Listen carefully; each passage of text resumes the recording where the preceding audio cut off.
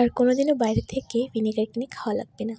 সামনেই চলে আসছে আমের মৌসুম, তাই বাসায় থাকা মাত্রই 2টি উপকরণ দিয়ে তৈরি করে নিন ভিনেগার। এর জন্য প্রথমে একটি পাত্রে 500 গ্রাম পানি দিয়ে দিচ্ছি। এবার এটাকে ফুটিয়ে নেব হাই হিটে। এরপর এর ভিতর অ্যাড করব 1 চামচের মতো লেবুর রস। লেবুর রসটি অবশ্যই অ্যাড করতে হবে। এরপর এটাকে ফুটিয়ে নেব। ফুটানো হয়ে গেলে গ্যাসের চুলাটিকে বন্ধ করে এটাকে ঠান্ডা করে নিব। এবার একটি স্টেইনারের মাধ্যমে এটাকে স্টেইন করে নিব।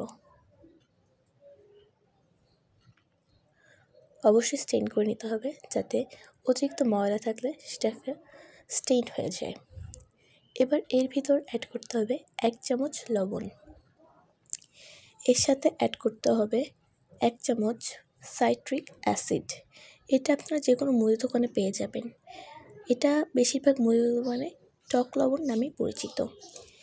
এই টক লবণ বা সাইট্রিক অ্যাসিড দিয়ে দেব আমরা 3 চামচ পরিমাণ। এবার এই প্রত্যেকটি উপকরণকে ভালোভাবে মিশিয়ে নিতে হবে,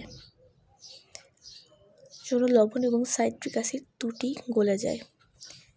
এবার ভিনেগারের খালি বোতলের ভিতর এটিকে প্রবেশ করাতে হবে।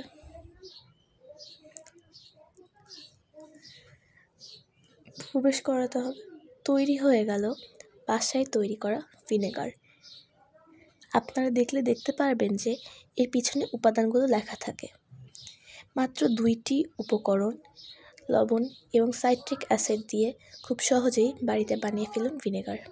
ভিডিওটি দেখার জন্য ধন্যবাদ। এরকম আরও ভিডিও পেতে পেজটিকে ফলো করুন। ধন্যবাদ। পাশে থাকবেন।